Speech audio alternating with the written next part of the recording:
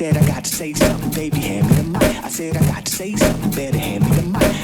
Somebody hand me a mic, cause I got to say something, so just hand me a mic. When I need to say something, better hand me the mic. I said I got to say something, better hand me the mic. Now that I've started to just relax and go with the flow, my life's kind of flowing better than it was. Every time that I tried to push myself into a direction that I wanted, the universe didn't always let me go in that direction for good reason.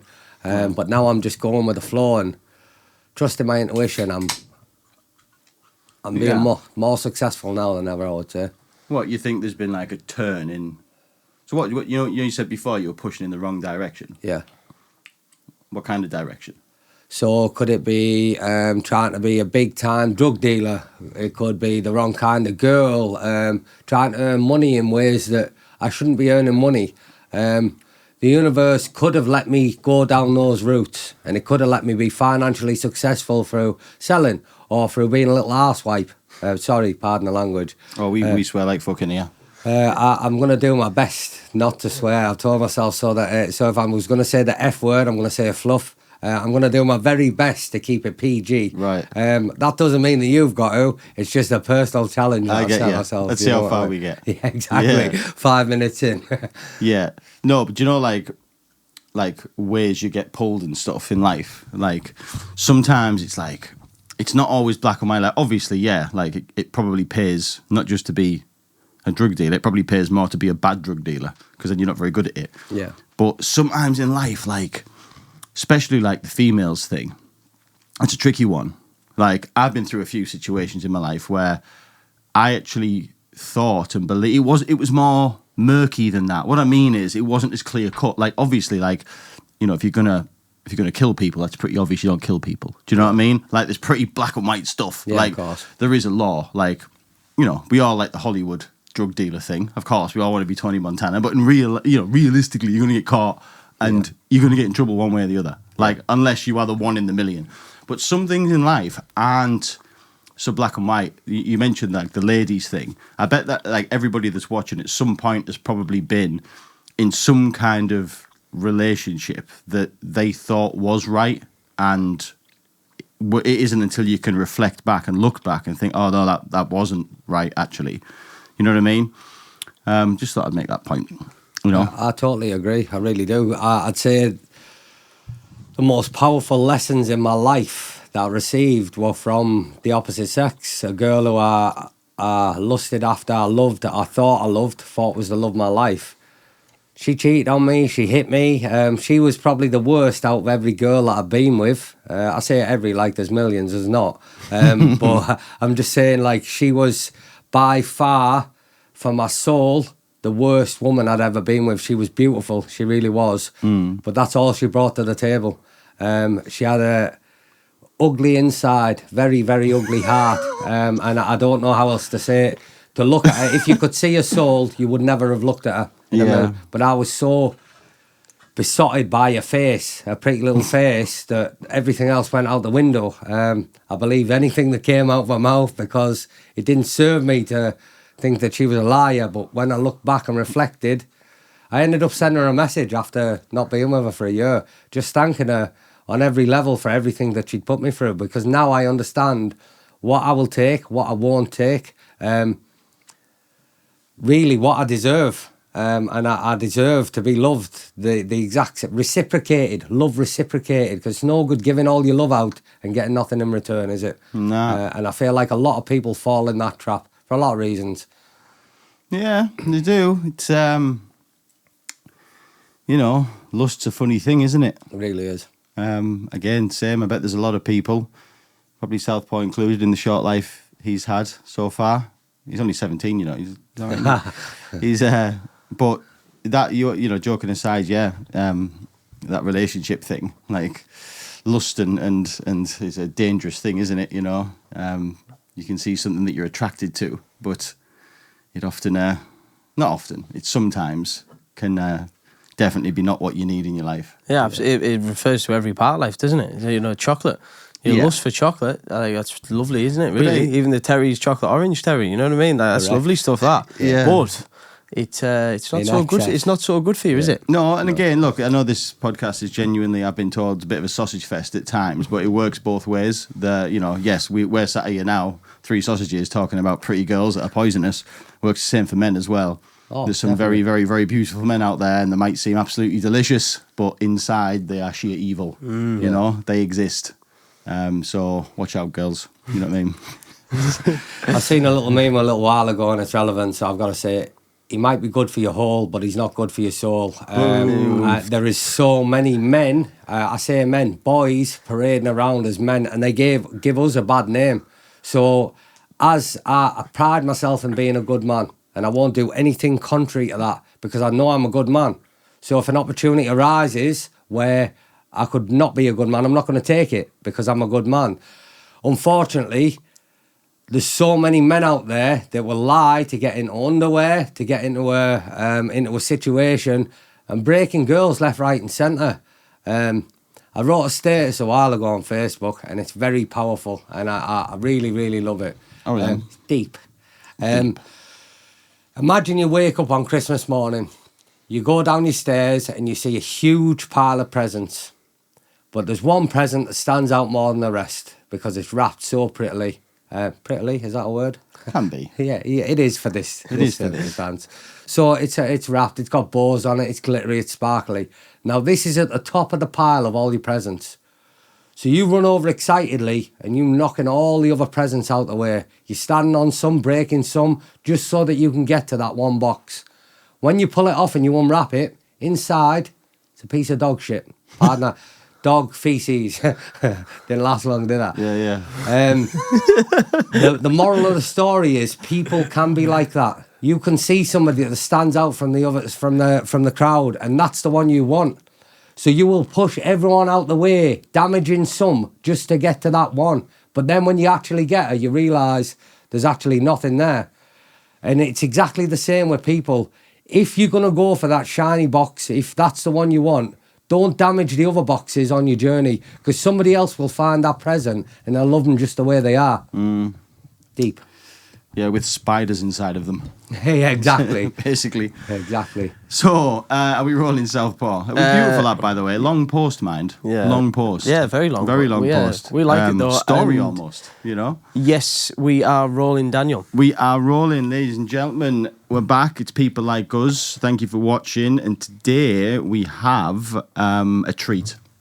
Before I should have asked this, turn away guest. Second name Freeman or Love? Freeman. There we go. I've seen both. That's all. Yeah, so of course. You can come back now, Understand. audience. So today we're joined by an author, right?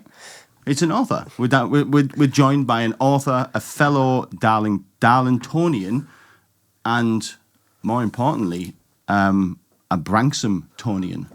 For those who know what that is, it's the impossible man himself, Mr. Terry Freeman. Ladies and gentlemen, Oi. Welcome. thank you for talking with people like us. So, Terry, this has been a whirlwind. You actually take the crown for the shortest noticed guest that we've ever had. I believe so, yes. As of 24 hours ago, I didn't know you existed, right? And the past 24 hours, I have found out who you are. Know a good chunk of your life story through The Impossible Man. And I'm fascinated, is the word. Fascinated by so much. So, thank you for coming here. And with a bit of luck, over the next hour or so, our audience are going to find out a little bit more about what I know. Hopefully. So, let's just jump in, because I think this is going to take us to where I want it. What made you write this book? Quite simply, midway through my life, I'd say, at 28, I had severe injuries, let's say, vast injuries. They range from broken back, broken ribs, broken jaw, eye socket, to head trauma.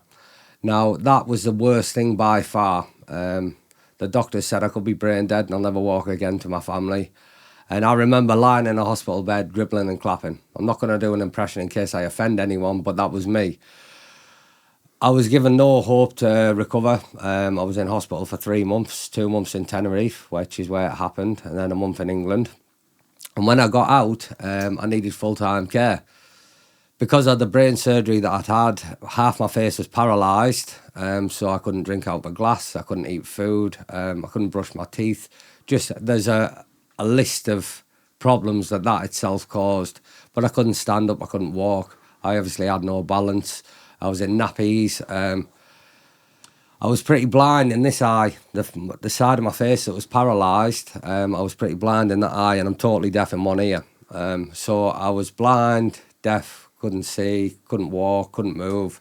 I needed help with every aspect of my life. Now, for obvious reasons, that had a massive knock-on effect to my mental health. I was diagnosed with PTSD, depression, anxiety, and I suffered with all of those disorders very, very badly, as severe as they could be. I was suicidal for a very long time. Now, I went through a lot to... So you could go as far as to say proper fluffed then? Really, massively. Really fluffed. Inside and outside. Because you spend most of your time in your own head, it was a really, really bad place to be. Didn't matter where I looked, I wasn't happy. I couldn't look after myself.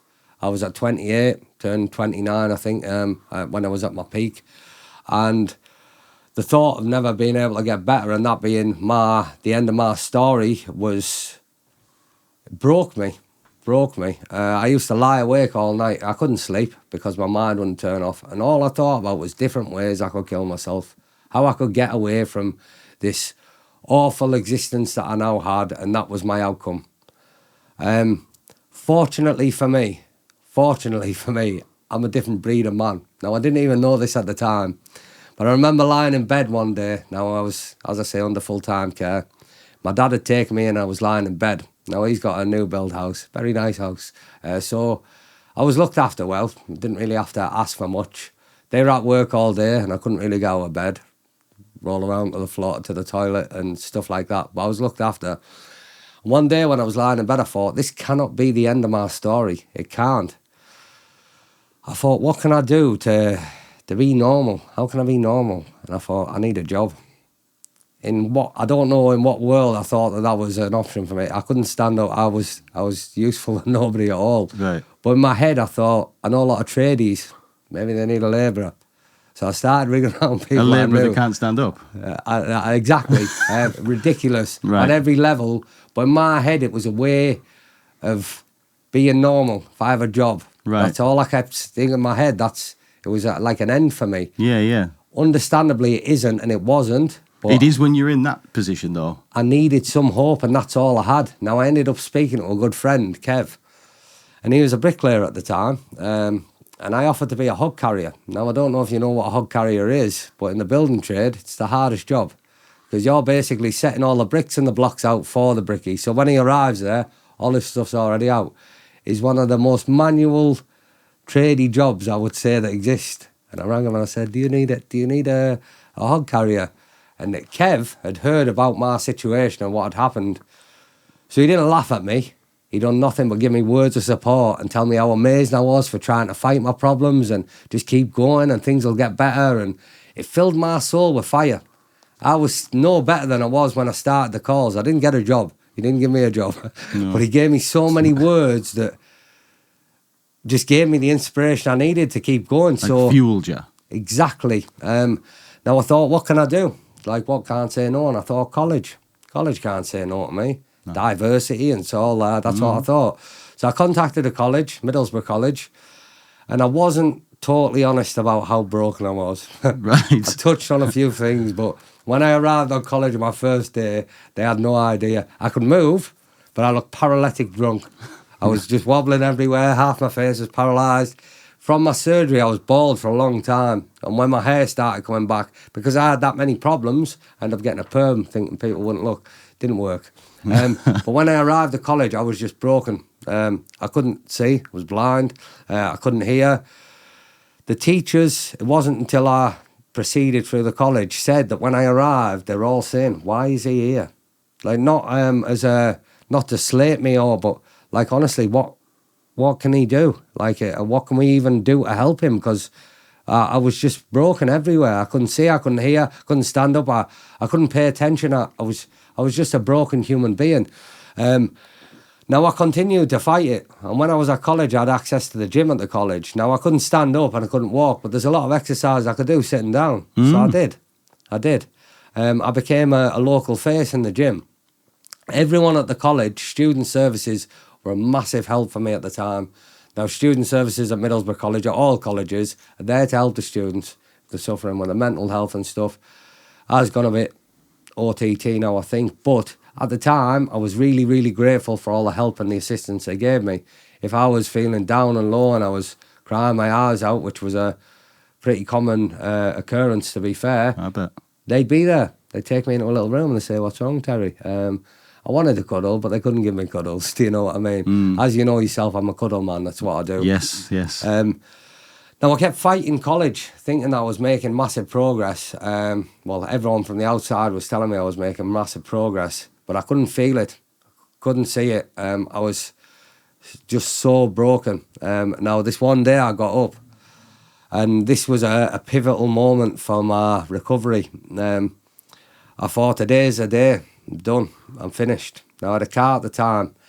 Kind of missing a little part out, which I think is crucial. When I first got out of hospital, and because I was so blind, the hospital wanted me to see. So I was straight to the optometrist. It was only a day or 2 days of being out of hospital, and I was at the optometrist. Now, when you go in there and they've got the letter chart on the wall, as I'm sure you've seen, big massive letter at the top, and gets progressively smaller. And I looked and I couldn't even see the top letter. So the guy clapped his hands together. He said, "Right, it's easy, fix this, you need glasses." And something inside me kicked off. I physically kicked off. I'm not wearing glasses. My eyes won't get better. And he looked at me as if to say, "What are you talking about?" He was saying, "Terry, that's not how it works. It doesn't work like that." And I was like, "Oh, yeah, you're just lying to me." And I was going against everyone around me, my family, everyone who was saying, "You need glasses." And I said, "No." And I walked out. Now, I went back after 2 weeks for another checkup, and I could read the top letter. He said to me, "Don't celebrate, Terry. Have you seen how big the letter is?" But I was like, "What are you talking about? My way's working." So I refused glasses until the point I was going to college, and I ended up getting a car. I thought, need to be able to see for both of those things. So I ended up getting them. Glasses were only something that I would wear if I was in the car or if I was in the classroom. The second I was out, the glasses were off. I was fully blind again because I knew that was my way of fighting it. Right, I get you. I just had to put that into the story because it ties in at this next Yeah, part. it makes sense. Stop. Hold up. Before we carry on, just a quick word from our sponsor. Do you have a business? Thinking about starting one? Dash, the bespoke web design and branding experts. When you have a business that needs a professional online presence, when your current website is starting to look a little outdated and tired, when you have an idea and want to see it brought to life online, that's where Dash can help. Dash create bespoke websites built around your business and its requirements, from exceptional e-commerce stores to sell your products online to beautiful brochures showcasing who you are and what you do. The team at Dash will become an extension of your business. You'll be assigned a dedicated team who will help guide and advise from the initial design brief all the way to the website launch. Not only that, Dash provide full aftercare to carry out any changes, alterations or updates quickly and efficiently. It's like having your very own personal web development team 365 days a year. Dash understands that in today's world, the right online image, exposure and representation is the key to success. Book in a free, no obligation consultation with one of their experts today to see how Dash can make your online vision an online reality. Just visit www.dashmedia.co.uk or search Dash Media on Google to find out more. Dash, the bespoke website and branding experts. Now, there was a day that I'd woke up and I'd had enough, and I thought, this is it. So I drove to B&Q and I bought a hose pipe, and I was going to put in the exhaust pipe, and I was out. So I knew I was at college that day, and just to stop any red flags being raised, I went to college, and I was crying my eyes out. I was really, really bad this day. All the way walking down Middlesbrough College, I was crying. So walking past everyone, but I had no shame. I didn't want to be here anymore, and I was done. And when I got to student services to tell them that I was leaving, my student advisor, Sam, love you, Sam, beautiful lady, inside and out, she pulled me at the side and she was like, oh my God, Terry, what's wrong? And I said, look, I'm not doing today. I just came in to tell you that I'm not doing today. And she knew there was something up because I'd never done this before. And she was like, Terry, please stay. And I said, look, I'm going. I just came to tell you that I'm going. So I walked out of the college and she asked me at the time, she said, when are you going to see psychologist? Something else that I've missed out. I had a psychologist at the time, obviously. Right. And funnily enough, I had an appointment that day. By maybe 3 o'clock. So I said, look, my appointment's later today. Don't worry, I'll go. She said, promise me. I said, okay. So I left the college with every intention to end my life. I went and drove to a country road and put the hose pipe in the exhaust, and I just sat crying. I was so broken. I didn't want to be here anymore. I didn't want to go through my daily struggles. Everything was a struggle for me. I hated every aspect of my life, but I didn't want to die. I didn't want to let down the people around me, the support that I got from my family and people around me, people that loved me. I didn't want to let them down. So I was torn, arguing myself in my own head about what was going to happen. And I spent hours sitting there crying. And it got to the point, I looked at the time and I was due for my appointment with Don. So I thought, we'll go and see him. I won't tell him about what's happened in the day. And then I'll get on with what I need to do. Now, when I arrived to the hospital, my only perk at the time was I had a blue badge. I could park anywhere I wanted, absolutely anywhere I wanted, and that was my only perk. So I parked at a bay, right at the hospital, yellow bay. I went to the ticket machine, but I took my glasses off because I wasn't in the car. When I got to the ticket machine, I couldn't see my number plate, so dilemma occurred. Now, thankfully for me, there was a lady sitting behind me and a guy in a wheelchair, a full body wheelchair with a neck brace. And I said, excuse me, could you read out my number plate? I can't see. They obviously made jokes about me getting out of a car and being blind, and they were quite lovely, to be honest. And I went back and put the ticket back in the car, still extremely broken. I was on the edge of just breaking down. Now, when I was walking back, the guy in the wheelchair said, were you on this ward? Now, it was the disablement centre at the James Cook. And I was like, no. I was like, I come here to see my psychiatrist. And he was like, oh, how come? And I said, I had an accident last February. And I explained my list of injuries, but I had head trauma as well. They said I could never walk again. And before I could finish what I was saying, he got excited and said, oh my God, Mum, that's the same as me. I was like, what? And he said, Mum, that's the same as me, isn't it? So I looked at his mum and she said, did you say head trauma? And I was like, yeah. And she said, oh yeah, that is the exact same. He didn't have any of the other injuries. He just had the head trauma. The doctor said, that's him this is him for life now. And I looked at him in this full body, fully paralysed, and I broke. I instantly snapped inside me. I knew that could have been me. I've just got out of a car and wobbled across. They said I was never going to walk again. They said I was never going to get any better. And at that moment, I knew that my calling was greater than this. I broke down and I cried. He cried, his mum cried, we all cuddled each other. And I said to him, don't you listen to what they've said. Don't you listen to the outcome that they've said, because anything is possible. This filled me with life, filled me. I didn't want to kill myself anymore. So when I went in for my appointment with my psychiatrist and I told him about my day from start to finish, he was just blown away. He said, I've had patients for 10 years that are suicidal, Terry, and they can't get away from it. It doesn't matter what I say. What you've achieved in one day, Terry, is just absolutely amazing. You're going to do so well. And I got a lot of brownie points off Don at that point, my psychiatrist, for a lot of reasons. After that, I still had all my problems still existed. They really did. But I was no longer giving energy to the problems. I was now looking at the good in my life, what I was achieving, the fact that I could move, the fact that I was trying to fight my problems. And it changed everything about my healing process, I would say. Sorry, I was talking a long time there. It was a long story, but I feel like it was a very important, powerful part of my journey, certainly the healing process. I'm going to sneeze, I think. No, I'm just blown away by the story. So like you seeing that little lad sort of thing, that interaction sort of just took you off the course you were on and just knocked you onto another one, so to speak. 100%. So that's where the book come from. That was what made you decide to write the book. Essentially, my accident and my recovery. Right. Sorry, because I made that very long-winded answer to the question. Please always make them long-winded. That's long-form podcasting. That's exactly what it's about. So, okay, we're going to do this a bit unusual here. So, this bit of this story started off at an accident. Correct. Right?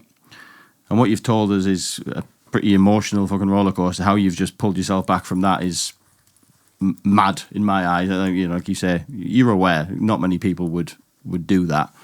Up until the point where you met this little lad that sort of knocked you off this pretty dire course you were on, psychologically, and then knocked you in another direction. We'll pick that back up in a minute, right? So just listeners, put a pin in that. I want to do a little rewind now, right from the beginning. Obviously, that's part 2 of 2. Well, part 2 of 3 maybe. It might be a bit more. Yeah. But let's have a look at part 1. So, what led up? Like, tell us about your life. Where are you? What was the story from? Where? How did Terry begin? Where are you from? What's the score? How did you get there? That's a lovely question. Thank you. I've got a lot of answer for. Good. So I was born on a beautiful day in 1989 in Dagenham, Essex. Dagenham? Dagenham, yeah. You're a southerner? Well, I was born there. My dad's a Cockney, but my mum's Scottish. Just delete that Darlingtonian. But I moved to Darlington when I was 11 months old, so that still counts. It's essentially, that's all I've known.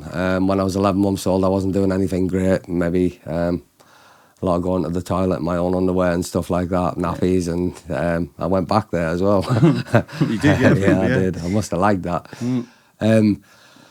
I had I've still got a beautiful family. I can't say I had, because I still have an amazingly beautiful, supportive family. My parents divorced when I was young, maybe 6. It was a pretty turbulent divorce, I'd say. A lot of stuff happened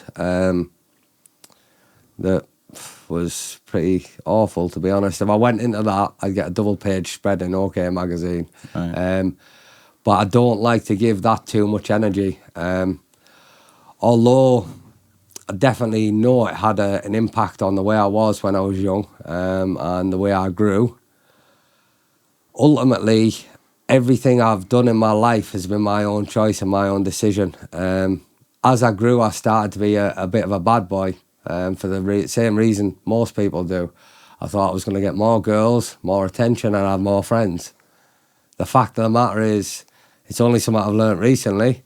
You'll never get a good girl by being a bad boy. Like, never. You'll get a girl, 100%, but is she the kind of girl that you're going to take home to mother? Probably not. Something I wish I'd known when I was younger, but I probably wouldn't have listened. If I met a little Terry and I gave him this advice, he'd probably slap me and say, "Don't tell me what to do." Probably. Yeah, ridiculous. But because for that reason, and I thought I would be cooler and nicer and more fit, I started being a little sausage. I use sausage as a term of endearment because that's just the way I was. It's the only way I can categorise it. Yeah. I started pretty low level. I was at Carmel School, which anyone who's from Darlington understands Carmel's a pretty decent school. And the enemy, but carry on. Yeah, of course. But a pretty prestigious school. Yeah. Now, because there wasn't a great deal of bad boys in Carmel, I stood out like a sore thumb. There was a couple in each year, I would say. I started smoking, scarving school. Carmel didn't want that in their school. They just didn't. I ended up getting kicked out because I was bullied by a PE teacher. And I had a year of being out of school. Now, I had 2 major options, Eastbourne and Branksome, and I lived on Branksome. But I was so scared that the kids from Branksome would hate me because I came from Carmel. I wasn't sure that that was an option. Now, in the year of me being out of school, I ended up meeting all the bad kids from Branksome, because who else isn't at school? The bad kids. Exactly. The kids who were skiving or kicked out. So they became my friends. They were my posse. So I began stealing, smoking weed, taking drugs just across. Welcome to the family. Exactly. It was a spiral. I'm sure everyone who's dealt with it, it starts small, and it just gets a little bit worse. Now, unfortunately for me, I had a friend at the time, won't mention his name, JRM I'll call him, that's what he's called in the book as well, but he was bad. Lovely lad, but you couldn't even walk down the street with him without trying car doors, checking garages, a little thief.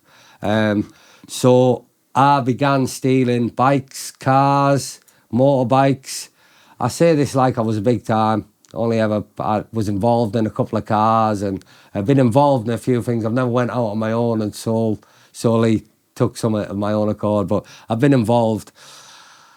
Even going to that world took me to meeting worse people. So then your circle gets bigger and worse.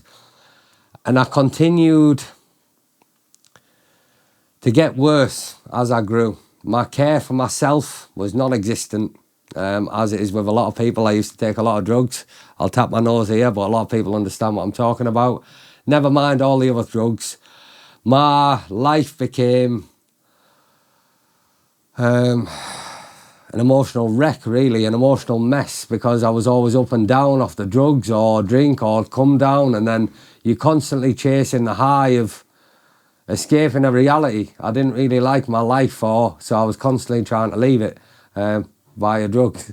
That's just a cycle, isn't it? A dirty, cycle. Vicious cycle.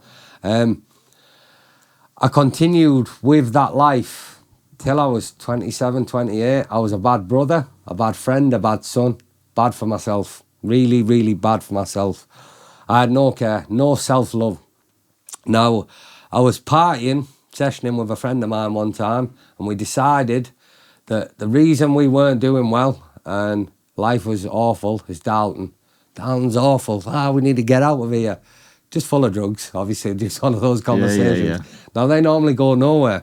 It normally ends up just a drunken, drug-fueled conversation. But it sounds great at the time. Exactly. Let's go to Colombia. Right? Yeah, We're going to exactly. start a cartel. We'll get it from source. Yeah. That's what we'll do. We'll just bring it back. I We'll get a understand. plane. I get it. I get I it. could drive a plane. Unfortunately, this didn't. This went further, so we started looking at flights, and for some reason we decided on Tenerife. I have a slight inclination. I can't remember why, but we did know a few people out there working already, so I think that played a part in why we picked Tenerife. But we booked flights, and the earliest flights we could get were in a week's time. So we had a week to come down from this idea and decide it was a bad idea. However, that didn't happen. I spent all week not even preparing. Like, I went with £0 and 0 pence. I didn't have a pound in my pocket. I had a bag of clothes, and we turned up in Tenerife on Friday night. We asked the taxi driver to take us to the hotspot, Las Americas, and he dropped us there on a Friday night, 6 o'clock, 7 o'clock maybe, and the night was coming alive. Everywhere was booming, but everyone's on holiday. We've got bags looking for somewhere to stay and looking for a job. Ridiculous on every level. Now, fortunately, walking down the street, I heard, Terry. Now, you probably know little Sam Bradley. A beautiful little soul. Love him so much, I do. Cool guy. He was there. He's a very cool guy. Just one of the coolest I know, if I'm quite honest. Character. He really is. And he chatted me over. Terry, what are you doing here? And I told him my idea, my plan. Oh, we're going to live here, we're going to move. And obviously he told me I'm stupid, because it was stupid. It was a very stupid idea. There was no substance behind what was going on. No planning, no preparation, nothing. No. But he said, look, after a couple of weeks, Terry, I might be able to get you a job at my place. So that, for me, was a green flag. I'm all right, I'm sorted. So I have a couple of weeks and I've just dossing, I guess. But I'm in Tenerife. What difference does it make? The lad I went with kind of had a bit of money. Paid for me for a little while, but very quickly got sick of having to pay for me as well. So then I was just kind of floating around. On the plus side, I was in Tenerife, so the sun always put a smile on my face, and I was meeting all the people who were on holiday that had loads of money to burn because they're on holiday. So they'd be, you come with us tonight, Terry. Where are you staying? Oh, you come back to our hotel. So I ended up spending a lot of my time with no fixed aboard. Just surfing. party lifestyle. Like Right. it was an out-and-out party. I'd Like say every day, not knowing where the next day was going to bring you. 100%. Never knowing where I was going to sleep. Even when I ended up getting a job, I didn't have a place to live. So there was a few workers that would let me stay at theirs, but it wasn't a, oh, you can move in here thing. It was every other night I'd be able to stay there. So I was moving around. I still thought I'd made it. Like I genuinely thought I was at the peak. Like I was at the peak now. Like nothing can get any better. But everything, when you think there, it's got a time limit, hasn't it? I didn't know this. I didn't see it at the time. I spent 9 months being there. As I said, my first 3 months was out and out party. Don't know how much I slept. Don't know how much I ate. I lost a lot of weight. Not that I was big anyway, but the little weight I had was disappearing because I wasn't eating food. After a while of being there, I decided if I actually want to stay, I need to make a life of it. So I went part-time partying, maybe 50-50, you know. Yeah, and have yeah. nights where I would just, after work, I would go home and I would chill out. Say go home, I would go somewhere and I would chill out, and I ended up getting an apartment, and things started going in the right direction for me to survive there. So I thought, Some normality, exactly. a little bit of structure. Exactly. And things just kept getting better. I ended up losing that flat. This apartment, I'd say, that I was in through no fault of mine, my own. I was paying rent to the guy I was renting off, and he wasn't paying the landlord. So we all got kicked out. 5 lads, all of us kicked out. I ended up staying on some girls' sofa that I worked with. They were really lovely girls, amazing. Big love to you all, girls. I'll be telling them all about the podcast, don't you worry. But they just kind of took me in as one of their own. I always had a place to stay there. I ended up getting the best job that I could possibly have, which was a PR manager. Now, out there, it meant I got a basic wage. Now, that was like rocking horse poop. I earned money before I even started work every night.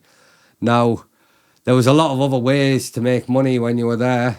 You were, I wouldn't say forced into it, but every bar club that you worked for, if somebody asked for drugs, you knew someone with drugs. You kind of had to point them in the right direction and send them. Now, when I got the PR manager job, I was making a lot more money from sending them to the guy. I was never holding, I was never a seller, I never done anything. I was a middleman. Well, there was a cut in it for you. There was a cut in it for me. But I was lying. Like, if I'm quite honest, I lied. I was lying to people. But for that reason, I was making more money than the dealer was. Some nights I was making €500 in my hand. You don't have to keep this in the podcast. But some nights I'd have €500 in my hand, and that was before my wages from work. So any numbers that I'd made that night might have been 70 numbers, which would be €70. I would give to the PRs who worked for me. What's a number? Sorry, Terry. What's a number? 70 numbers. So the way that it would work is you get somebody into your nightclub and they buy a certain deal. You'll get 1 number, 2 numbers, whatever. At the end of the night, they would tally up the numbers. Your number would equate to €1. So these are, sorry, just so the viewers understand. When you say that, you mean so you're on the front being a PR manager. You're getting, like, holiday makers, let's say, into the club to buy a drink of some sort. Yeah. One of these purchasing of drinks, we're not talking about drugs at this bit. Yeah. Buying a drink, that's a number. Yeah, correct. Got you. Okay, correct. Sorry, mate. Carry on. You don't have to apologise. So, I'm glad you asked that. Yeah, because I was thinking, I thought a number was a drug for a minute. Right, No, I get it. Yeah, it's just the way they equate your tally. Got really. you. You'd get a number per person. Okay, so you've got these, let's say, 70 in a night. Yeah. Okay, so €70. Yeah, of course. But because I was already doing okay, I would say, right, best PR for the night, well, I'll give you all my numbers. And it would make anyone who's PRing start working harder, because then they would be getting, it would probably be more than their wage already. Right. I was really good at PRing. I didn't have a massive team. Some nights I had a couple of lads, some nights I had more, but I done extremely well as far as the PRing side of things.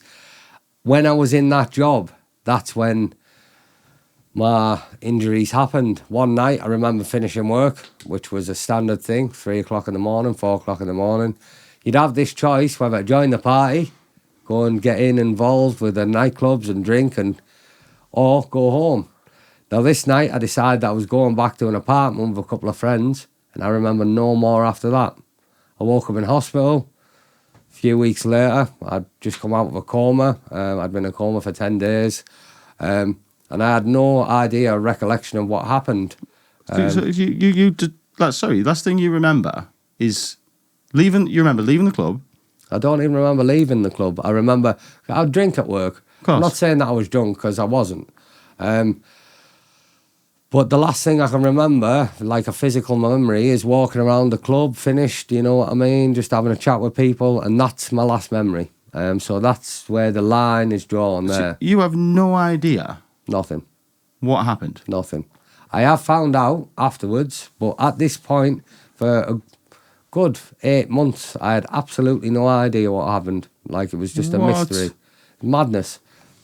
So even the way I was found or went missing is madness. I don't have a full understanding of what went on. I know that I didn't turn into work one night. Now, as a PR manager, as any kind of PR, the one big thing there is no nights off. You could have been up for 3 days taking all kinds, but you're going to work. Mm-hmm. It's simple, you no night off. But I didn't turn into work for the first night. But they were all started discussing between, he's probably had a good night last night, he probably got lucky. I'd never do that. That should have been the first alarm bell, but it wasn't. The second night when I didn't arrive, that's when they all started questioning it. Day 3, nobody had heard anything from me, and they were asking around the island and stuff like that. Because nobody had seen me, they contacted England, my family in England, and asked if anyone had heard from me. Nobody had. So I ended up going down as a missing person in England and in Tenerife. Day 5, I don't know if I'd been in hospital for this time. As I say, this is just a mystery for me. But day 5, a body that was in hospital, they contacted the British consulate and they said, look, we've got somebody in a very bad way. We believe he's British. He looks British. And they identified me through the tattoos that I've got. When the consulate found out it was me, they were told that I kept dying. They might have to turn the machines off. I've got so many problems. It might be a lost cause. They were given no hope. So the consulate relayed that message to my family. Obviously, that broke every single one of them. My sister lived in Australia at the time. Every single one of them, understandably, were destroyed because of what they heard. I might not even make it. They might have to turn it off. Now, the British consulate told my family, look, if you go there, if there's a family with him, there's less chance that they'll turn the machines off. When I was found, I had no ID. I had nothing, no medical insurance. I was a question mark. So all the care they were giving me was for free. Everything costs in that country, doesn't it? So it would have been easier for them just to turn it off. I was kept dying anyway, do you know? When my family heard this, there wasn't a choice. All of them decided they were coming to Tenerife. My sister was coming from Australia. It took her 3 days to get there. But the beautiful, amazing family that I have, they all arrived. That way Tenerife could see that I was a person, I had a family. So the care then had to step up. I was in a coma. And when I came out of my coma, I was in intensive care. I didn't know where I was. Didn't know anything had happened to me. All I kept trying to do was get up and leave. I had no idea that my back was broken, my wrists were broken, my jaw, I was just physically destroyed. So I kept just trying to get up and leave. But because they couldn't speak English and I couldn't speak Spanish, I thought I'd been kidnapped.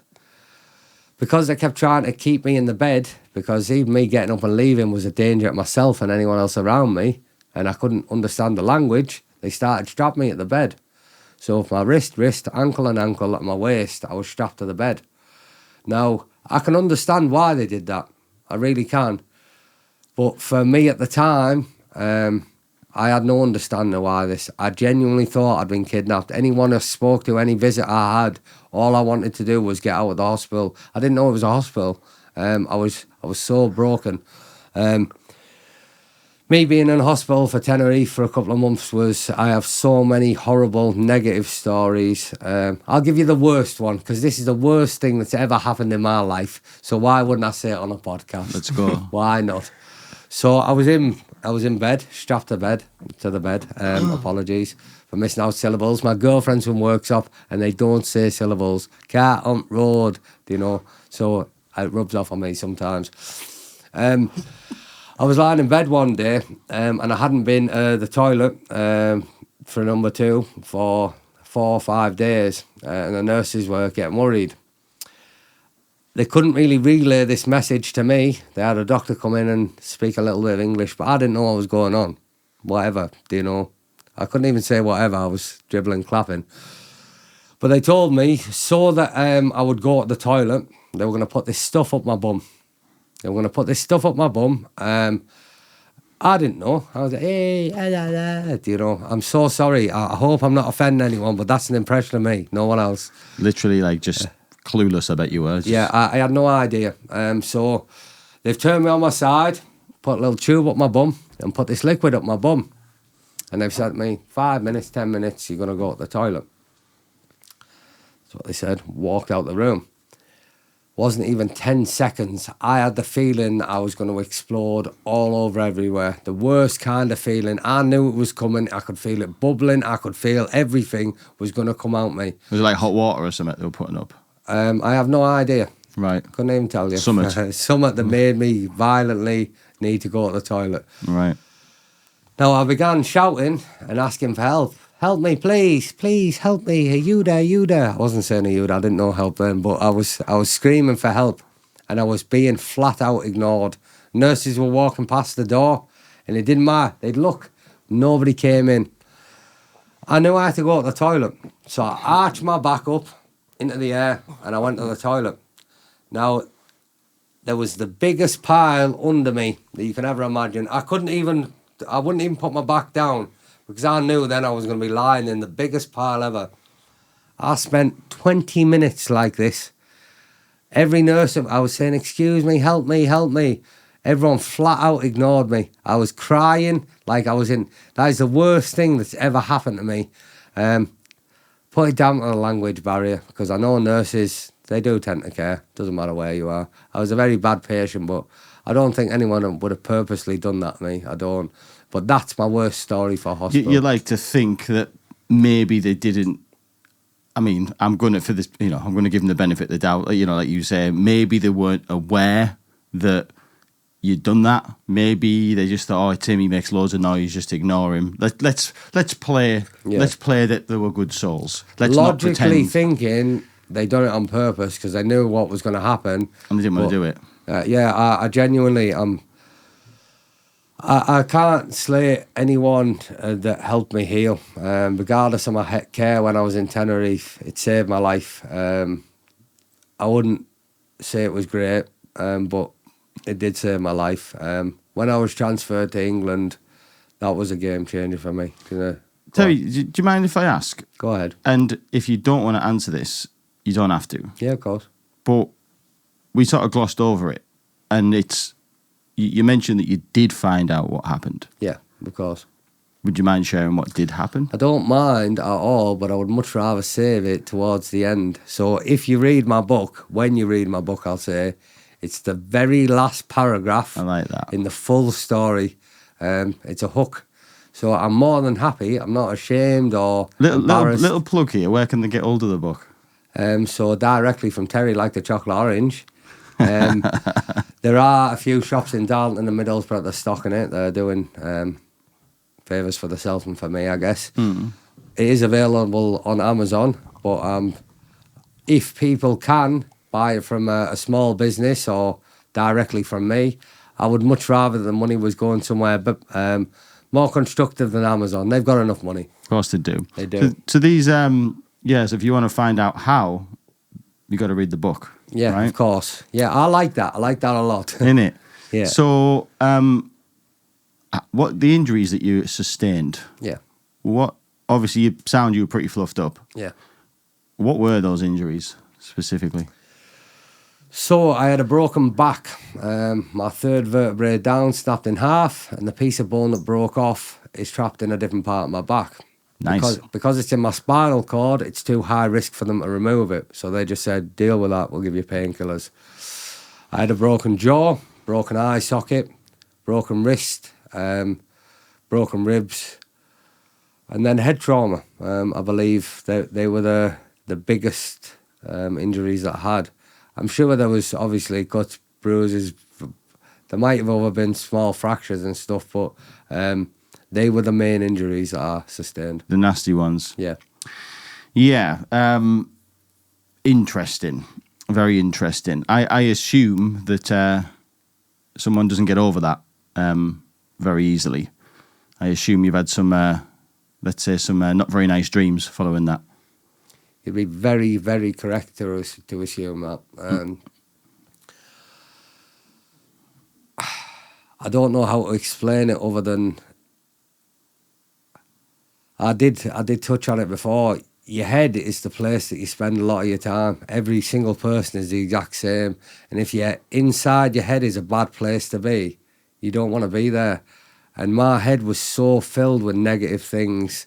I had severe depression and PTSD from looking in the past, when I could walk, when I could chat someone up, when I could eat food, when I could brush my teeth, when I was a whole man, when I had no problems. That was a massive cause for my depression and PTSD, was failing to look to the present. It was looking at the past. Now, again, the anxiety, that was the flip. I used to suffer severe anxiety, fear of the future. So something would be coming up and my heart would start beating and I'd start sweating and shaking. And it was just because I was so scared about the future. There were lessons that I learned that helped me become a more healed man, was to live in the present moment, I would say. I would say the root cause of a lot of my ailments and mental health disorders was looking to the past or to the future. Whereas learning to be where I was, where my feet was, be where your feet are, that meant I could actually focus on my healing rather than focusing anywhere else. I was putting my energy in the wrong place, let's say. A wise person, a friend of mine, I'll butcher it because I'm thick, but somebody who I know is really clever and like really deep and shit, told me this thing about, it was when I, you know, we all, let's be honest, like nothing in your world, Terry, but obviously you've fucking had it bad there, mate, but we all get anxiety, right, at times. We all look back at things and we feel, you know, negatively about things from the past, or we worry about things that are going to happen or could happen. But this person said to me, and it sticks in my head ever since, don't get me wrong, I still panic, do you know what I mean? And I still feel them things. But it helps sometimes when I think, and what they said was, nothing's actually happening. And what she meant is that stuff that's in the past has happened, and the stuff that you're worrying about may or may not happen. But think, right now, nothing's real. Like right now, I'm worried about money. I'm sad about things that happened in the past. I'm worried this is going to happen. But right now, we're sat at 7:10 on the 9th of July, 2025. You look beautiful. You've got so many things on your side. You woke up healthy this morning. Nothing's happening. That advice that you've just repeated there, I'm a firm believer in that. So, sorry to interrupt. It's true. Tell me. It resonates so much with me. Being present is the cure for every mental health disorder that we know. That's my true belief. We are human and we do have emotions. We do have a fear of money, the future, where we're going to live, who we're going to be with, how is my partner going to feel, is my mum going to be okay? There is a list of reasons for you to get sad, anxious, but when you actually just be grateful for the things that you've actually got. So something I started doing a long time ago, when I wake up, I write a list of 3 things I'm grateful for. So the first thing I do when I wake up is smile. I never write a possession, so it's never a phone, it's never a car, it's never anything of monetary value. It's my mum, it's my family, it's my beautiful girlfriend, it's my beautiful friends, it's people like us. Terry Yes. class. Yes, my man. Yeah, mate, that's what it is. Look, it's going to be difficult for obviously, you know, it's all very well saying that, but at least practice it, innit? Do you know what I mean? Like, we can also, you know, say that, but, and you're in your right frame of mind and that now, but even in this fucking collected person that sits in front of us now, Terry seems to have got the fucking job sussed. even you'll worry sometimes. You know what I mean? A little bit. But you just got to, like you say, practice it. Just be in the present. Think about the things that you do have and not the things that you want. And again, past and present, it is what it is. It's behind you and in front of you right It now. only exists in your mind. So that was something else. So that's how somebody explained it to me. They said stuff that you regret, any mistakes you've made. Where is it? Yeah. It's nowhere. It doesn't exist anywhere but in here. So Correct. the second, your house, your head is like a house. Somebody told me this before, and this is powerful too. Your head is like a home. You spend a lot of time there. That's your safe place, your castle. A lot of people have it filled up with negative, horrible things. They walk into one room and there's past mistakes and people they don't like and a lot of stuff that doesn't deserve any time or a place in their house. The best thing that I do as my counselling career now and life coaching is clear out the house, is make sure that we get out anything that doesn't serve you, anything that shouldn't be in your mind. We get all that out. And we start to fill your house with beautiful things, good experiences, your gratitude, self-love, so that when you're walking around your house in your head, there's beautiful paintings, books you've read, letters you've wrote, love letters. I write love letters to my girlfriend and she did. Oh, man. Oh, she's What a my little sweetie. queen. She's my little queen and she knows it. I treat her like it every single day and I will marry her one day. All you men out there, take note. Do you know what I'm saying? Take note. Step up, guys. I genuinely believe I set the bar so high when other people who are in relationships see, they're all like, why don't I get this? I treat her what some people would only get on their birthday. I wake her up feeding her fruit. It might sound crazy, this. Every single day I treat her like a queen. And she knows it because I haven't got anyone else to put my time and energy to. I've got my tiny little queen and she knows it. So I treat her like that. I run her bubble baths and give her massages. I've got magic hands. I just treat her like the queen she's supposed to be. Now, every man... You're giving us a fucking hard time here. Do you know what I mean? But if you done that with a woman, if you met a girl that you thought, this is my one, Yeah. and you just stepped up, you never have to look at any other woman or never have to compare her to anyone else because you know you're sorted. And that's the position I'm in now. All I have to do is put this lady on a pedestal, is where she deserves to be, and I'm sorted for life. Boxed it off. Honestly, I'm so grateful. I'm so grateful to have her. She's gorgeous inside and out. That was absolutely beautiful, that, Terry. You're beautiful. Thank you, mate. No, thank you. I'm a bit concerned that any ladies listening is gonna, if Sheffield's listening, hi Sheffield. You fluffed it for the rest of us here. Just so you know, Southpaw, you've got a new level to step up to now, mate. It's Zoe's birthday every day from now on. I know, yeah. But do you know what, mate? Joking aside, like, truth be told, that's how it should be. Yeah, absolutely. Innit? No, it and is. it works both ways as well. Definitely. Do you know what I mean? Definitely. I'm not saying that she does anything she can to put a smile on my face. But for me, I want to do everything. So I clean the house. She doesn't ever have to clean. My house is spotless. But it was like that before I got with her. So she's just came into a beautiful little home. She cooks. Kitchen's her domain, and she's a good cook. Fantastic. Terry, food. look, if it doesn't work out with your missus, can me and you have a conversation? I'm not a gay man, but I'll put you on the maybe part. Do you know what I'm saying? We don't have to do that. We can work something out. Do you know what I mean? There's different Silly, ways who of doing doesn't do that stuff? Madness. I'm just saying, I need a partner like Terry. Do you know what I mean? Like, fucking hell. All I'm doing, I'm hoping that I'm setting the bar high. All the qualities and traditions that are disappearing in the world, so being a gentleman, chivalry, I'm bringing all them back. I will always give my seat up to any lady. I will hold the door open. And no, it's not because I'm superior or there's anything happen other than I love everyone. Women, my view on women, they are absolute goddesses, every single one. They can literally create a life out of that portal between their legs. And we can't do that stuff. If that's not magic, I don't know what is. That's modern day magic. As magic as it comes. Exactly. You Portal like that, didn't between you? the legs. That's the best one I've heard. Like, Cute, isn't it? Terry, can I just say as well? I course. don't think the way Terry interacts with your better half, that's not where it stops with you, mate. And you won't say this, so I'll say it for you. Terry came into the office the other day, Dash, and he came in and he, just out of the goodness of your heart, he came in and wanted to give everyone a lolly. I believe Reese and Hannah had some involvement with the book and stuff, and you wanted to give everyone in our office a lolly. Now, it doesn't stop there. For the last 4 years, you have been going around Middlesbrough, sort of town centre, and giving away chocolates for free, just out of the goodness of your heart. You said you went into a bank and, you know, you gave out one chocolate, that led to another, and then before you know it, everybody in that bank was talking, interacting, bringing back the art of communication, which is something I believe is dying.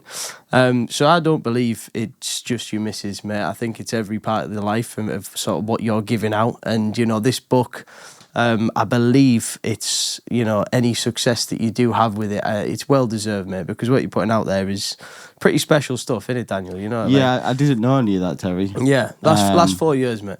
Yeah. I mean, you're obviously, you're spreading something very, very good there. It's madness. I'm like a D-list celebrity in Middlesbrough for no other reason than being a good man.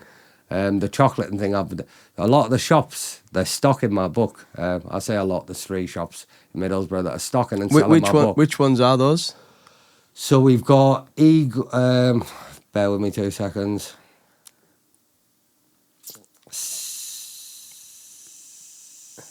Scent.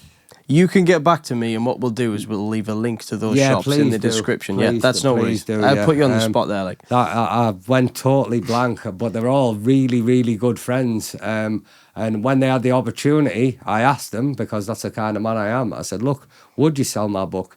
And every single one of them was more than happy to support me. Some shops, they put my poster up, but they can't sell my book. H. Samuel. Massive company, do you know what I mean? But all the management in there know me. Everyone, because I've been giving them chocolate for the last 4 years. Yeah. You know, you can't walk around Middlesbrough town centre without seeing one of my posters for the book in the big shopping centres, and it's absolute madness. Wow. I suppose that's a little like, not to sound corny or anything, but it's like smiling, the world smiles back. It sounds like you're going around spreading goodness and the world's smiling back at you. So I have to tell you this now, because it's my company motto, and it's changing the world one smile at a time, and that I'm doing it, I'm living it, and that's my life. I will do anything I can to help my fellow human, in any way, shape or form. Money, I don't value money. I probably should more than I do. If I, by some freak miracle, won the lottery, but I never play it, if I did, everyone around me would prosper. I would have that money for a couple of weeks, because then everyone I know, I might buy a big farm and say, everyone come and live with me, there's no rent, come and live here, we'll all grow food and we'll live a healthy lifestyle. People is where my value is. So my race is human and my religion is love. And if that was more common in the world, there'd be no war, there'd be no hate, because every single person you met, regardless of the colour of their skin or their walk of life, that's another human there. Hello, human, do you need a hand with that? I'm a human too. Do you know what I mean? Religion, what do you believe in? Oh, I love everyone. Oh, I love everyone too. Come here, give me a cuddle. Like, there'd be no room for hate. There really wouldn't, but that's just my view. Yeah, it'd be like the magic roundabout, but like it sounds like how it should be. You know what I mean? That's how it should be. Everybody nice. I agree. So, like, you mentioned something there. We've done past. What we can do, obviously, we don't want to just do the book on a podcast. And if we were, we'd need a 10-hour podcast probably. Yeah. We've done the past. We've done the present. No, we've done the past. We've done the accident. So, what are you doing now then? Did you mention that you were a therapist of some sort? That's correct. So, when I went to college, as I said to you, when I finished college, I finished level 3 plumbing, so I could work on gas and that as well. Right. I'm amazed that I got as far as I did. I got distinctions, merits, some passes. They weren't all distinctions and merits. I'd like to say, but it wasn't. Well, they're the only ones you talk about, innit? You know, Yeah. Distinction, baby. Yeah. Yeah. But when I finished it, I still physically wasn't repaired, like I wasn't. Everything that I was doing took me a lot longer than it would take a normal person.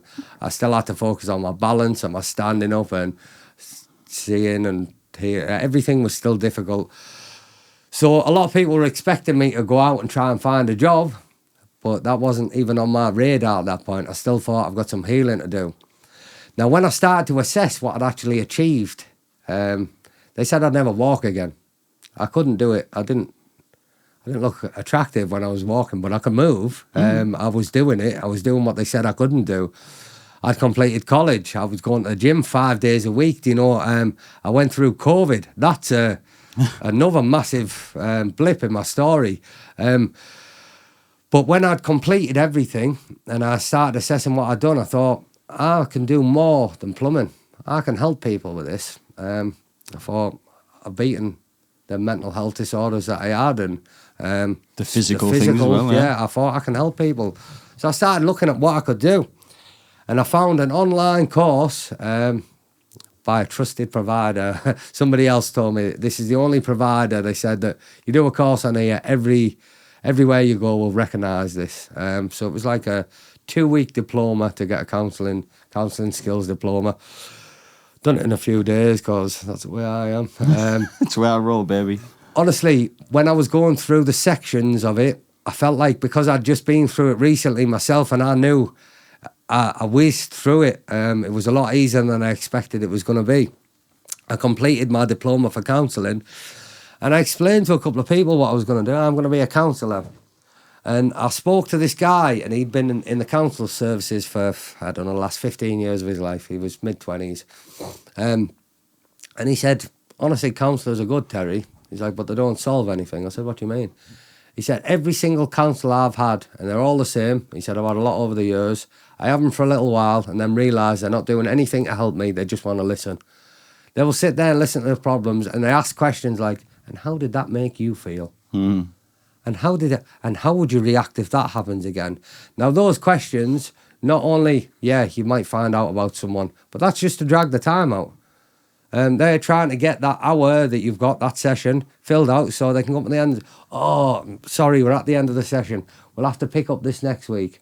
There is no kind of help in counselling. They want repeat customers. So when I was hearing this, I was thinking, I don't want to do that. What can I do? I thought life coaching. So I got my life coaching diploma as well, and I thought, I'm just going to mix the two up. So any client that I've dealt with, at our initial contact, I'll say, well, look, I can be a counsellor, or I can help you with your problems as well. Give you constructive advice. I would never say anything that will do any harm or detriment to your life. But the advice that is there if you want it. My success rate is so high, so high. I don't want a repeat customer. I don't want someone to come at me and be like, right, I'll have to have you for the next year. I'm going to do my best to listen to the problems that you've got and find a solution so that you're not my client anymore. You're not ringing me. You message me and say, oh, Terry, I've had an amazing day. I'll use one example. My first client, my first ever client. And I know he won't be bothered. Hi, Stevie. He'll watch this too. Probably my favourite person I've worked with, even to this day, because he would listen to what I was saying on the phone, and next time I spoke to him, he'd already brought it into his life. He's 65. He works at the job centre in Jarrow. And he's struggled with mental health all his life, constantly because of his upbringing. And I'm not going to go into too much detail, but that's the gist of it. Since he's had a Terry, he's got so much self-love. He's got a routine. He gets up in the morning, goes and does press-ups. I don't know, he must be on 50 press-ups a day now. He went and bought some little dumbbells. I went and seen him at his house, showed him a little routine. This is for your arms, this is for your shoulder. This is, every day do this, He is so...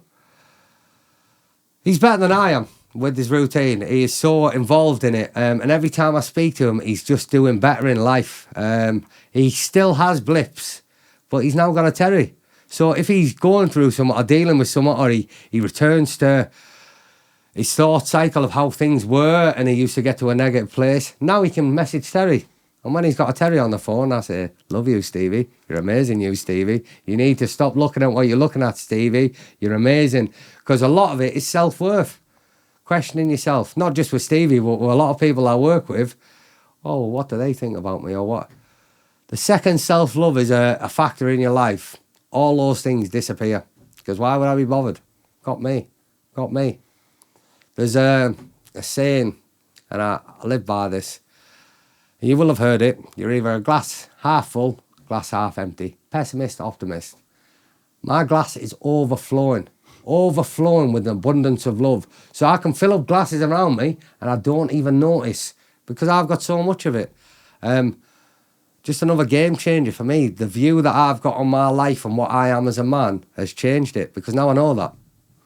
Yeah, I mean, I've been sat with you for a little over an hour now, and I feel energized, I feel fueled, and I can tell just listening to you that, like, you know, some people talk the talk and some people walk the walk.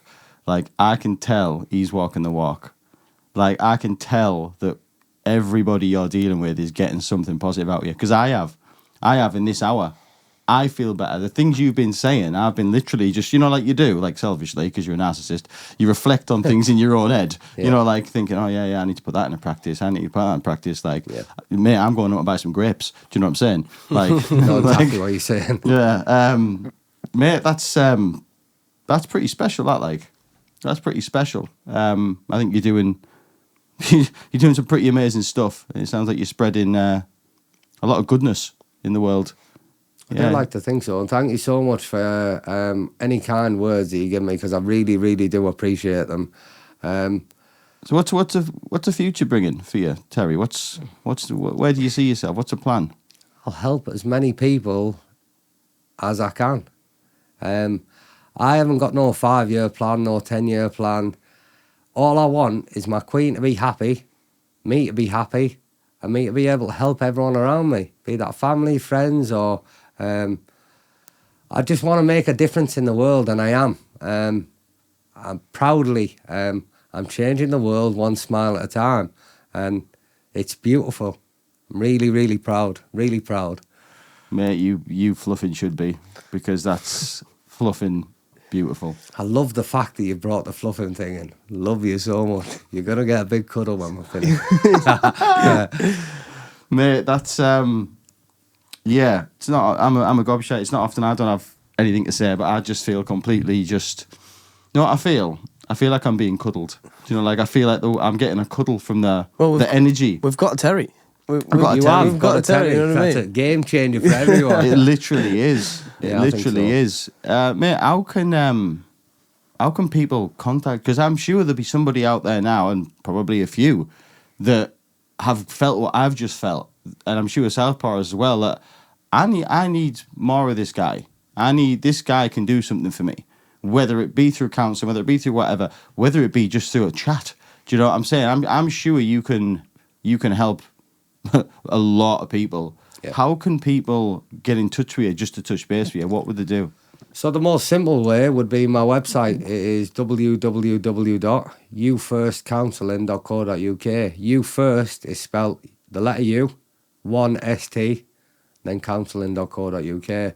My telephone number on there, email. I'm more than happy to handle any queries, questions. So if you are interested in any way, shape or form with anything I offer, don't hesitate to contact.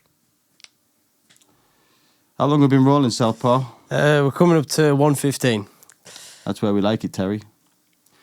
Terry, thank you for talking to people like us. On behalf of everybody, thank you for doing what you're doing. Side thing, I heard about you through a friend of mine, and I would I hear about people a lot from various people, but this person made a massive point of how much of a legend you are. So I just want you to know that what you're setting off to do, you're doing, because people are feeling it. Honestly, thank you so much for the opportunity. I hope to return. I really do. You'll be back, mate. And my journey, keep tuned, is going to continue to grow and become more beautiful. Ladies and gentlemen, pick this book up, The Almost Impossible Man, in the various places that are going to be Linked below, yeah. We'll leave linked links to those. below. Ladies and gentlemen, I suppose the best thing to say here is you're welcome. It's probably the best thing to say. You are very, very welcome. People, this has been People Like Us. Thank you for watching. That is Terry Freeman, and we will see you next time.